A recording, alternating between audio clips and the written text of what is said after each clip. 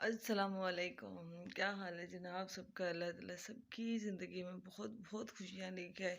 बात जो मैं करना चाह रही थी वो बहुत सेंसिटिव है और मैं करना नहीं चाहती थी, लेकिन मुझे ऐसे लगता है कि हम जहाँ पर इस माशरे में ना, अब हमें सारी ज़िंदगी सिखाया गया है कि घर की बात बाहर नहीं की जाती, बेटियाँ हमेशा खामोश रहती हैं।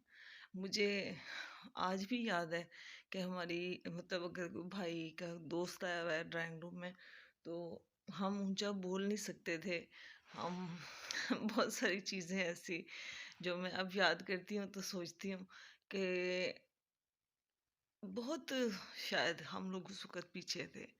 अच्छा, बहुत सारी चीज़ें ऐसी हैं मैंने जब यहाँ पे मतलब यूट्यूब के ऊपर आने के बाद ज़िंदगी को जब बैक करके देखती हूँ ना और सोचती हूँ, तो वाक़ई ही बंदा सोच में पड़ जाता है। बहुत सारे लोगों ने इस पे सवाल भी उठाया कि इतना मतलब शादी के बाद पढ़ना शादी के बाद पहले भी स्ट्रगल करना, बाद में भी स्ट्रगल करना, और समझ नहीं आती कि हम अल्लाह को खुश करने की बजाय लोगों को खुश करने पे लग जाते हैं। मुझे ये अल्लाह ताला मेरे माँ बाप को ये जन्नत में जगह दे, लेकिन मैं कभी कभी सोचती हूँ कि है मतलब बेटी अगर ससुराल में जूतियाँ खाती रहेगी, बेटी एक अगर वो सेंसिटिव है, पढ़ी लिखी है, तो वो एक ज़हनी जंग लड़ के थक जाएगी, क्योंकि उसको पता है कि उसके पीछे के दरवाजे सब बंद हैं। उसको ये सिखा के भेजा गया था कि पुत्र, ए कोई डायलॉग नहीं है कि मर के जनाजा उथों आना, आना ही उथों है। मतलब किसी ने वो कहते ना, हाथ पकड़ के तो नहीं कहना होता, बात तो बॉडी लैंग्वेज से भी समझ आ जाती है। जब घर मतलब शादी के बाद जब जाते हैं तो सबसे पहले पेरेंट्स का सवाल जब होता है ना, कि कितने दिन के लिए आई हो। और फिर मुझे सबसे ज़्यादा एक चीज़ मेरे माइंड में आई कि हमारे माँ बाप सबके, हमारे मीन के मेरे जैसे बहुत सारी बेटियों के माँ बाप यकीन करें कि अपनी बेटी को इसलिए सफ़र ज़्यादा करना पड़ता है, क्योंकि हमारे माँ बाप के साथ जो रिश्ते जुड़े होते हैं ना, वो लोग उनको जीने ही नहीं देते। मुझे आज भी याद है कि मेरी अम्मी को शायद किसी और की फ़िक्र ही ना हो, कोई और बात ना हो, लेकिन मेरी अम्मी को ये बहुत डर लगता था कि कोई मेरे ऊपर उँगली ना उठा ले, मेरे ऊपर। क्योंकि सबको लगता था कि उस मतलब लगता है, ये कैसी ज़हनी जंग है जब मैं बहुत सारी और बच्चियों को भी देखती हूँ। और माशरा है, इसके बहुत सारे रुख हैं, इसमें बहुत सारी चीज़ें हैं जो हम देख रहे होते हैं, जिसमें हमने हर टाइप के लोग देखे हैं। हमने हम एक मुझे लगता है कि मेरा जो एक तल्लुक है या मेरा एक जो क्या कहना चाहिए, कि मेरी एक जो जद्दोजहद है ज़िंदगी की, वो मेरी बड़ी डिफरेंट सी है। वो मेरी ऐसी नहीं है कि जैसे ही मैंने आपसे रेक्ट ज़रूर किया है, जो मुझे चीज़ें बुरी लगी हैं वो मैंने आपसे शेयर की कि यूट्यूब पे ऐसा होता है कि, तो ये झूठ है। उनके पाकिस्तानी यहाँ पर भी अगर ऐसे करेंगे तो फिर ज़िंदगी में फिर इनके चैनल रिमूव ही होने हैं। चैनल हैक हो जाने, चैनल रिमूव हो जाने, ये हमारे कल्चर में क्यों होता है? मतलब गुर्बत तो हर जगह पे है। आप किसी भी चले जाओ, थाईलैंड जाओ, इंडोनेशिया की कल्चर को पढ़ो, बड़े वो मतलब कपड़े भी उनके तो प्रॉपर नहीं होते। नीचे वो धोती टाइप बांधते हैं, ऊपर छोटी सी शर्ट और जूड़े बनाती हैं औरतें और काम करती हैं।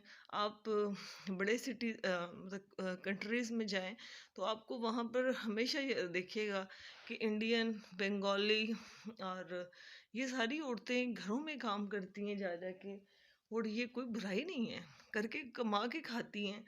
तो मेरे ज़हन में एक चीज़ बहुत ज़्यादा हमेशा रहती है माइंड में, जब मैंने देखना शुरू किया उस वक़्त भी ये फ़ील होता था, लेकिन वो बाज़ का ना आज मैंने सोचा कि मैं ज़रूर शेयर करूँ। देखो, हम जो व्लॉगिंग कर रहे होते हैं, कभी आप सोचिएगा, उनमें से कुछ लोग ऐसे हैं जो व्लॉगिंग व्लॉगिंग का मतलब तो समझ गए हैं सब लोग, कि लोगों को अपना रहना-बहना सब दिखाना पड़ेगा, वरना वो व्लॉगिंग ही नहीं है कि अगर आप घर की सारी चीज़ें ना दिखाएँ।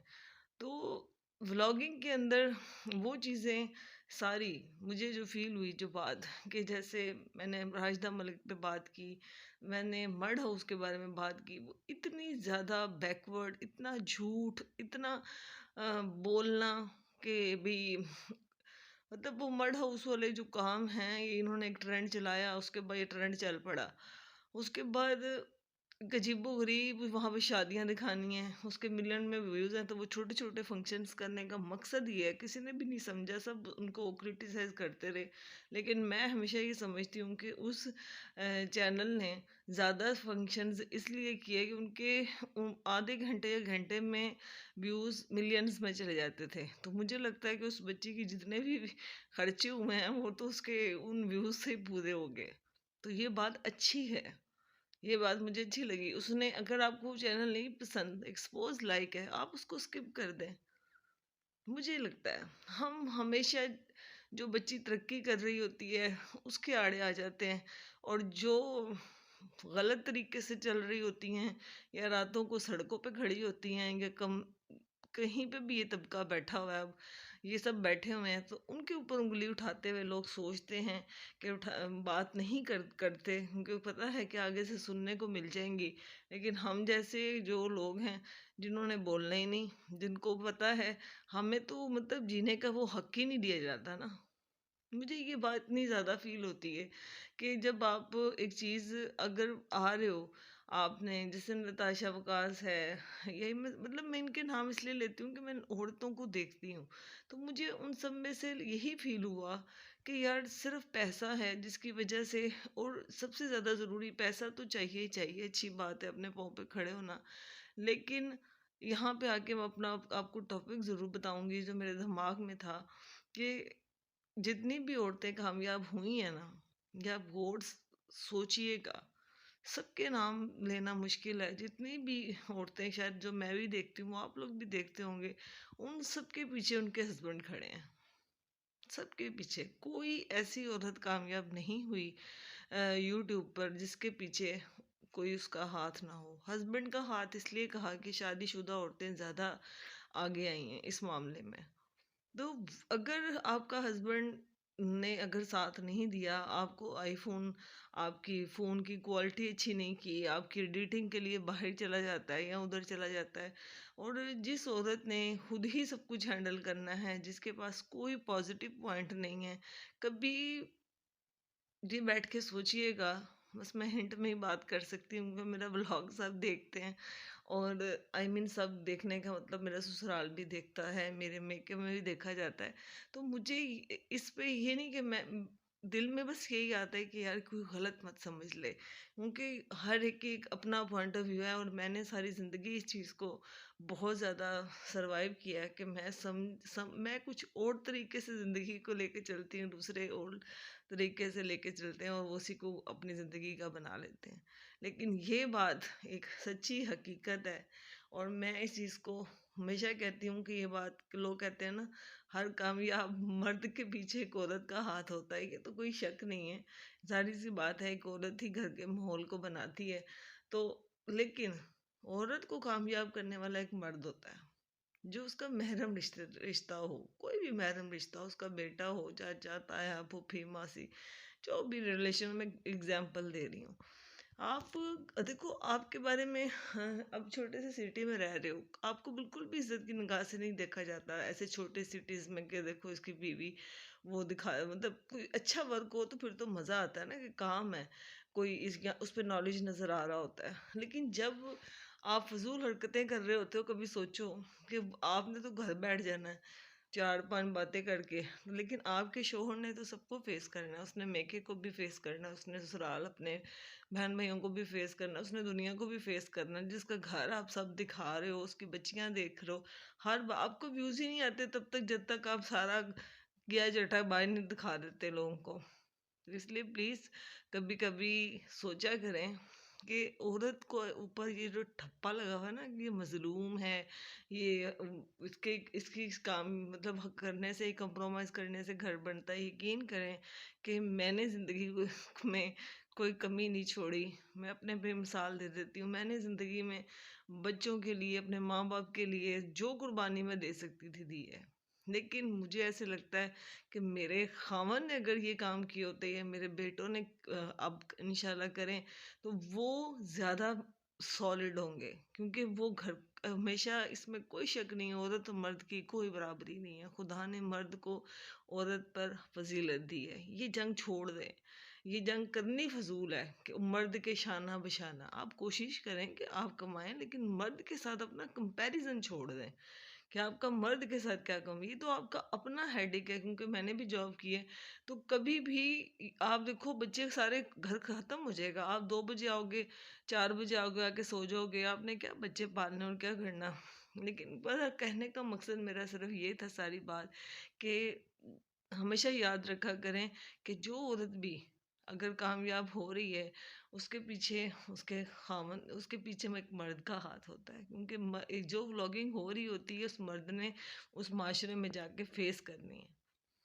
और मैं अपने लिए ये बात बोलती हूँ कि मैंने ज़िंदगी को आगे लेके जाने के लिए जितनी भी कुर्बानियाँ दी, मेरा दिल ये करता है कि शायद मैं कुछ कन्वे कर सकूं, शायद मेरी बात को, मेरी चीज़ों को समझ कर कोई मेरी इन ज़िंदगी से इंस्पिरेशन ले ले कि ज़िंदगी में हर ख्वाब पूरा होना ज़रूरी नहीं होता।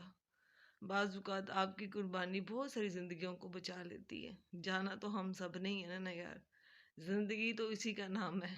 लेकिन एक दूसरे के साथ खुश रहें, एक दूसरे के लिए आसानियाँ पैदा करें, और दूसरों को एक दूसरे के लिए मुश्किलात मत बनाएं। और मर्द के साथ आपका जनाब कोई मुकाबला नहीं होता। घर का एक माहौल ही तब बनता है जब ये दोनों रिश्ते अच्छे होते हैं, एक दूसरे से मुखलस होते हैं। और मैं खुद एक सास बन जाऊंगी, लेकिन मैं ये ज़रूर कहना चाहती हूँ, मुझे इस पे गिला नहीं है किसी से भी, क्योंकि मेरी बात पकड़ी जाती है और लेकिन एक जो आप ब्याह के लाते हो ना, उसको बेटी नहीं, उसको बहू ही रखो बना के, और वो भी सास ही बनेगी, तो रिश्ता बड़ा खूबसूरत है। बेटी बेटी है, माँ माँ है। इन रिश्तों को जब हम गटमुट करते हैं, तो ये रिश्ते तब खराब होते हैं जनाब। लेकिन कोशिश किया करें कि जिन आपके एक लाइक करने से जनाब किसी की ज़िंदगी बन रही है, तो आप बना दें। किसी के सब्सक्राइब करना, आप वैसे भी तो देखते ही हैं सारा दिन। मैं कहती हूँ इस मोबाइल के बगैर तो अब किसी की ज़िंदगी वाकई नहीं चल सकती। तो आप सारा दिन मोबाइल देखना, तो आपको पता है कि ये बंदा अच्छा वर्क कर रहा है या पीछे रह रहा है, या ये कुछ कर सकता है, कर सकती है, या कर सकता है, तो यार आपके एक लाइक करने से उसकी ज़िंदगी बदल सकती है। तो आप ज़रूर उसकी इस नेकी के अंदर शमूलियत इख्तियार करें, और एक दूसरे के लिए आसानी पैदा करें। ओके, टेक केयर, अल्लाह हाफिज़।